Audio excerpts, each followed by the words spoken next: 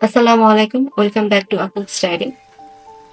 আজকে দেখাবো একটা খুবই মজার রেসিপি এবং এই রেসিপিটা খুবই ঐতিহ্যবাহী একটা রেসিপি। এটা আমাদের দক্ষিণাঞ্চলের মানুষ খুব পছন্দ করে খায়। এটা হচ্ছে সিমের বিচি। সিমের বিচির একটা রেসিপি দেখাবো। সিমের বিচিটা অনেকভাবে খাওয়া যায়। ২ ভাগ দিয়ে খাওয়া যায়। ছোট মাছের সাথেও আপনার রান্না করা যায়। কোরাল মাছ দিয়ে অনেক মজা লাগে। আজকে আপনাদেরকে কোরাল মাছ দিয়ে রান্না করে দেখাবো। সিমের বিচিটাকে শুধু ভুনা করেও খাওয়া যায়। এখানে আমি ৪ পিস কোরাল মাছ নিয়েছি। একটা মাথা ২ ভাগ, বড়, বড় ২ পিস মাছ। মাছটা অনেক বড় সাইজের মাছ। যারা কোরাল মাছ পছন্দ করেন তারা জানেন মাছটা খুবই মজার একটা মাছ। আর খুবই পুষ্টিকর একটা মাছ। তাহলে চলুন আমরা রেসিপিতে চলে যাই। আমি প্যানে ১ম এ এখানে সরিষার তেল এড করলাম ১/২ কাপ। আপনারা চাইলে সয়াবিন তেল দিয়েও করতে পারেন। পেঁয়াজ কুচি দিয়ে দিচ্ছি এখানে ১ কাপ থেকে একটু বেশিই হবে। পেঁয়াজ কুচিটাকে ভালো মতো এখন ফ্রাই করে নেব যাতে হালকা ব্রাউন কালার হয়।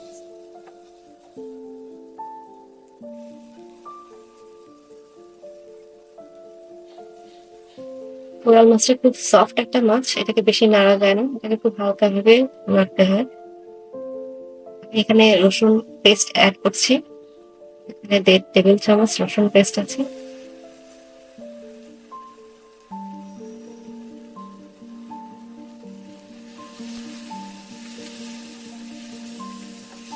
ধনে হচ্ছে তেল যে কিছুটা কমে আসে।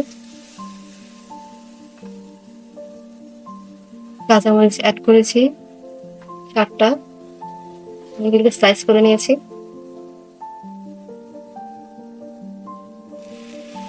এখন এখানে ১/২ কাপের মতো পানি এড করব।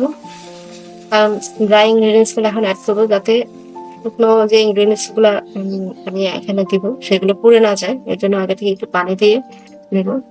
এখন এখানে স্বাদ মতো লবণ দিয়ে দিচ্ছি। লবণ দিয়ে দিব আমি ১.৫ চা চামচ থেকে একটু বেশি দিব।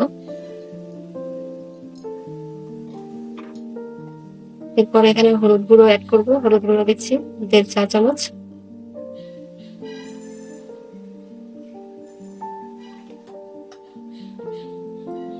মরিচের গুঁড়ো দিব ২ চা চামচ। ঝাল যেমন প্রেফার করেন সেরকম দিবেন।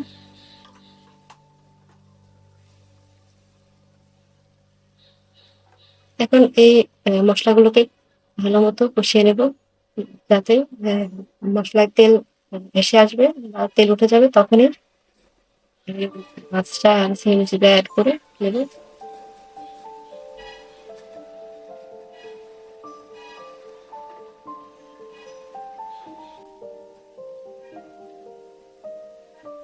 এটা খুব মজার একটা রান্না। আপনার বাসায় অবশ্যই ট্রাই করবেন। কারণ সেই বিচিগুলাই ছিলতেই জাস্ট একটু কষ্ট, এছাড়া ওইরকম কোনো কষ্ট নেই। তো মাছটা খুব ইজিলি কুক হয়ে যায়। আর এই মাছটা অনেক স্বাদের মাছ। খুব বেশি মসলা দিয়ে রান্না করা লাগে না, অল্প মসলা দিয়ে রান্না করলে অনেক টেস্ট হয়। এই যে আমি মাছগুলো এড করে দিচ্ছি।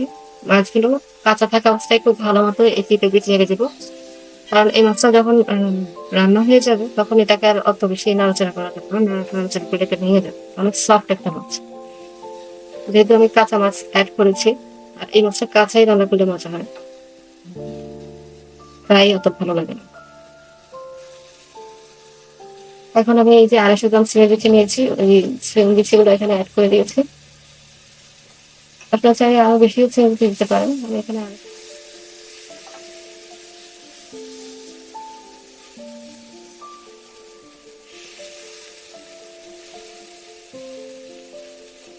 এটা ছিলার পরে ২৫০ গ্রাম, ছিলার আগে না।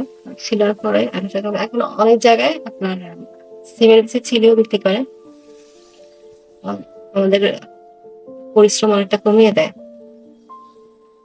আমি এখানে ঝোল এড করেছি প্রায় ২.৫ কাপের মতো। আপনারা যদি গ্রেভিটা ঘন রাখতে চান সেক্ষেত্রে ২.৫ কাপই দিবেন। আর যদি আপনারা চান যে না একটু পাতলা গ্রেভি করব সেক্ষেত্রে ৩ কাপ পানি দিবেন। এখানে এই মাছের ঝোলের গ্রেভিটা একটু ঘনই হবে।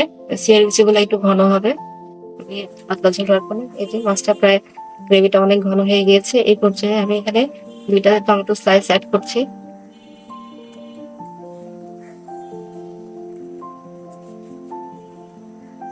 এরপর এখানে হালকা ধনিয়া পাতা দিয়ে আমি নামিয়ে নেব। টমেটো দেওয়ার পরে আমি 4-5 মিনিট কুক করবো, হালকা টমেটো সফট হয়ে গেলেই হবে। বেশি কুক করবো না।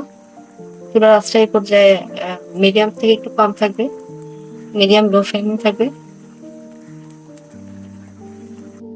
আপনার যদি এই রেসিপিটি ভালো লাগে থাকে আমার চ্যানেলটিকে অবশ্যই লাইক এবং সাবস্ক্রাইব করবেন। আপনাদেরকে পরের ভিডিওতে স্বাগত জানাচ্ছি। আসসালামু আলাইকুম।